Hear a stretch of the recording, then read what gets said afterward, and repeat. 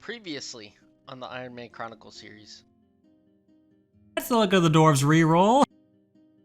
we managed to finally secure for our team the first spectral lens drop. Things got a little out of control. We managed here to snag our first focus site from Desert Strike Worms. Get our team's second Hex Crest. You get 12,000 damage, and you get 12,000 damage.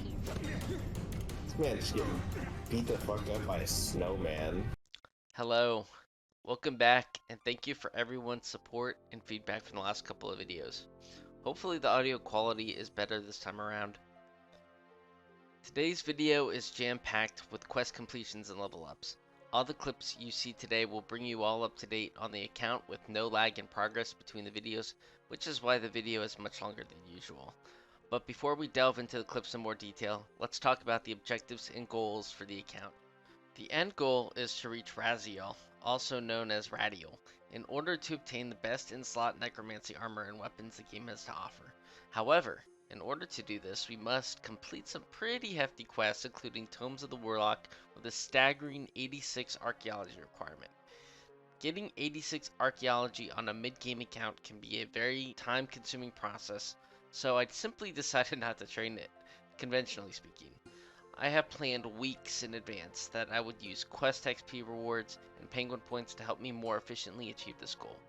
Tomes of the Warlock has been a huge gatekeeper to so much content in the game, including key necromancy incantations such as Darkness and Invoke Death, as well as access to the Gate of Elidinus, which has some pretty game-changing rewards to any account.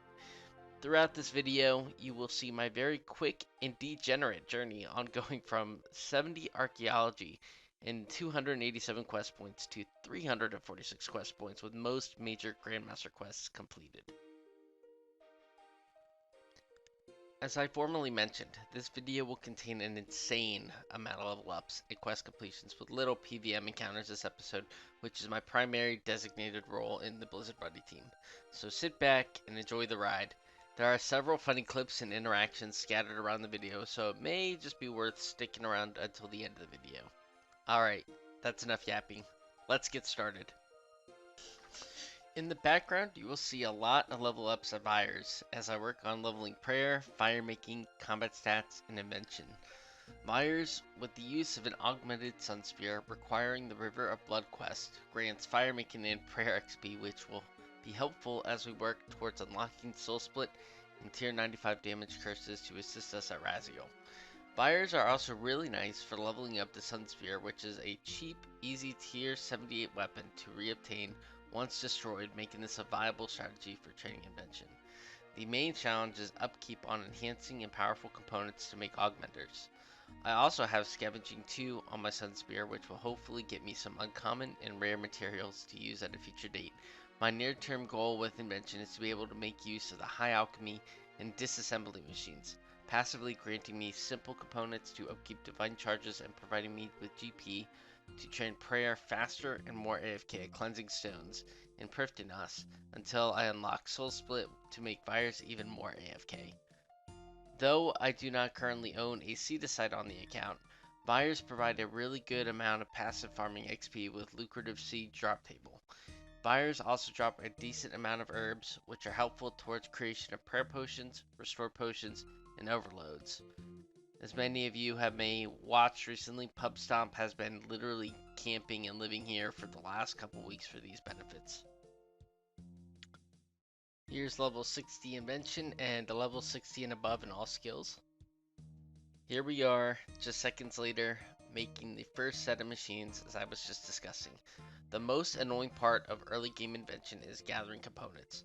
Having the disassembly machine will be helpful in primarily simple components, but could be beneficial for components towards ancient gizmos as well, since Ant has just recently unlocked the first ancient blueprint for the team.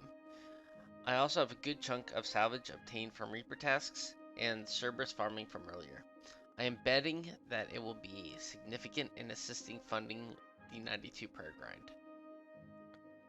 So we finally made it to the end of Vyre clips here. We're just finishing off with a few combat levels, which will be very helpful for some of the Goblin Tree quest lines, which have some staggering combat requirements, so that'll be helpful. Upcoming, you will see a barrage of quest completion clips. Kicking things off, I decided to go after requirements for the Light Within quest, the final Elf series quest of Leave. Completion of this quest will give me access to some of the strongest skilling and PVM spells, such as Superheat Form and Prism of Restoration. I started by completing Ritual of the Majorat, which gives good agility XP to help work towards the 80 requirement for the Light Within and 3 80,000 XP lamps. Here is our team achieving the world's first 4-man Tier 9 Journeyman task achievement for the Blizzard Buddies during the quest grind. It may go without saying, but for each quest where I got an XP lamp for a skill of my choice, I decided to throw that onto Archaeology to help work towards the level 86 requirement for Tomes of the Warlock, as I have previously mentioned. After a few more quests and with 80 agility achieved later, I was ready to complete the Light Within, which gave me access to the next Grandmaster quest, Children of Ma, which gives an impressive 300,000 XP in any skill above level 75 upon completion. One of the most interesting experiences playing on a fresh account are replaying some of the older quests and its gimmicks. An example, Dishonor Among Thieves was a surprisingly annoying quest, where the player is expected to infiltrate a hideout and assassinate whites using action button mechanics such as dive forward and rolling to the side. However, this proved to be a waste since the default running animation was actually quicker and more fluent. I took a small break from questing to finish my Dinosaur Slayer task. I actually managed to snag 2 totem pieces for the Totem of Wars and Summoning, which will be helpful in the near future. I had enough Reaper points to purchase our first incomplete Hydrix, which will hopefully be turned into an Amulet of Souls in the near future. I also decided to complete the medium and hard wilderness tasks to get additional Archaeology XP. After which, I wanted to knock out some D&Ds before continuing the questline to unlock the Extinction quest. For the D&Ds, I first did the Circus to get an agility level since I was already really close, and followed by that, I went to do my monthly Oyster to see if I could get any interesting fortune components, but I managed to get 68 fishing, which will be really nice since that means I no longer have to boost to gain access to the fishing guild when a traveling merchant is called. At this point, I finally completed the Vault of Shadows, followed by the Azanander's quest, Battle of the Monolith, and finally the City of Sentistan quest, which helps us unlock some critical ancient spells such as Exsanguinate, Inside Fear, Smoke Cloud, and Animate Dead. I quickly knocked out a couple more quests and finally found myself doing Extinction, and I found that the boss fight got a little dicey.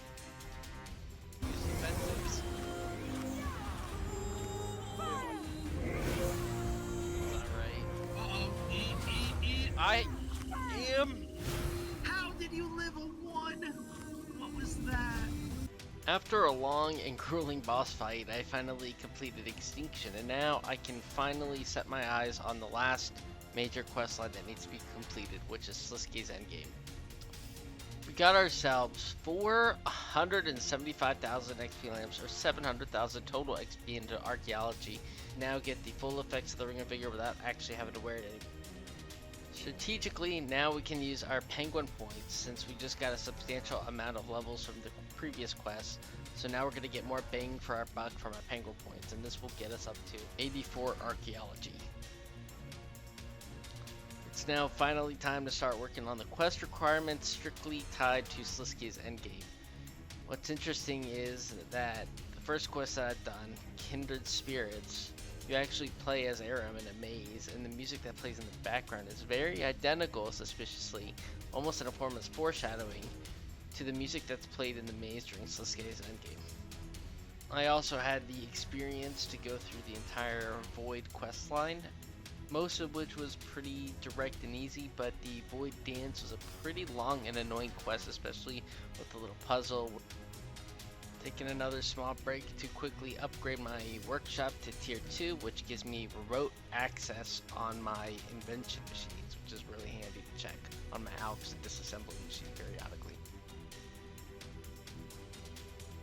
I am now swiftly working through the Goblin quest line, and you'll see in a second I actually managed to run into Carnelian, which provides XP lamps from the Carnelian Rising Post quest rule. After a couple more quests, I decided to do the Mighty Fall, which I came across one of the most annoying characters in the game, which I'm sure most RuneScape players can agree upon.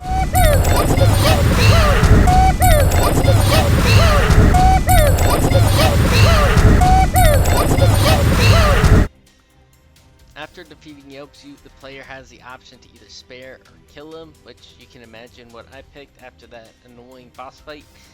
Now we are just one quest away from Sasuke's endgame, which is the Nomad's Elegy quest.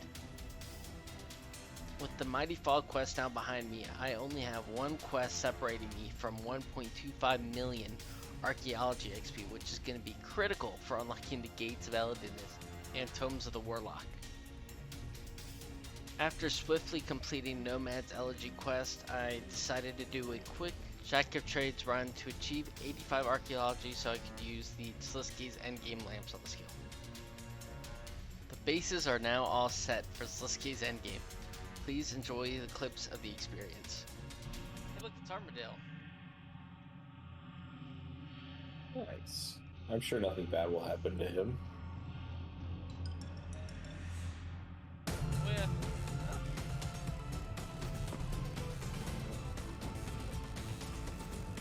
Oh, he's got moves.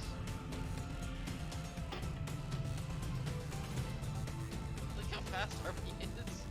He's sprinting, dude. No. I think you might be taking the L on this one. No. Armadillo said, "Eat my dust." We were supposed to be teammates.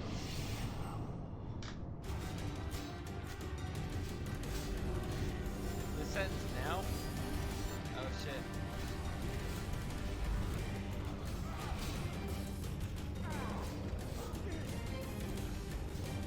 Wait, is this like full adrenaline? Oh shit, look at Yes, this. unlimited adrenaline, Look. 50% cooldown. Finger under lip. Oh my god, the damage! Fingers! Okay, that was pretty ridiculous with the living death. Yeah. And you get 12,000 damage, and you get 12,000 damage. This man is getting beat the fuck up by a snowman. Well, there it is. Defeated by a snowman. Couldn't have said it better myself. That is Sliske's endgame completed with 5 250,000 XP lamps, all going to Archaeology. This now opens up the doors to the Gate of Elidinus and Tomes of the Warlock, so that way we can start the Razio grind shortly. Before a blink of an eye, I quickly went on to complete the Tomes of the Warlock quest, which unlocks the Conjure Undead Army ability, which is really helpful for all things Necromancy PvM related, as well as the Incantations, Darkness, and Life Transfer. I now have my eyes set on unlocking the Gate of Elidinus, so I quickly knocked out Soul Searching, which also coincidentally unlocks the Sanctum of Rebirth, which will be nice for future content, as well as Requiem for a Dragon, which is a requirement for the Gate quest Ode to the Devourer. I now wanted to train crafting at the gate.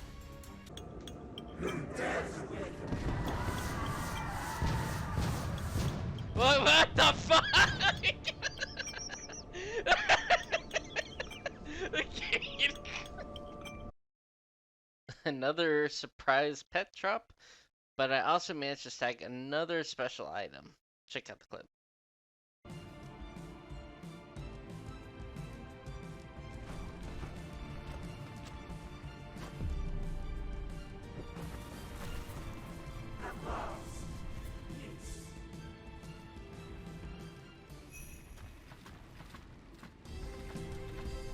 Oh, Onyx. Onyx.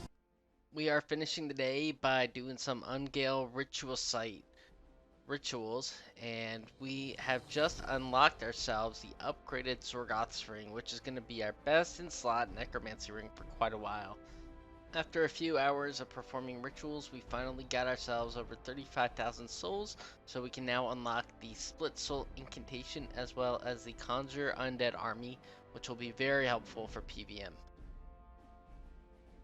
I will say I am now grateful I am done with quests for the foreseeable future, and now I can focus on getting ready for Radial.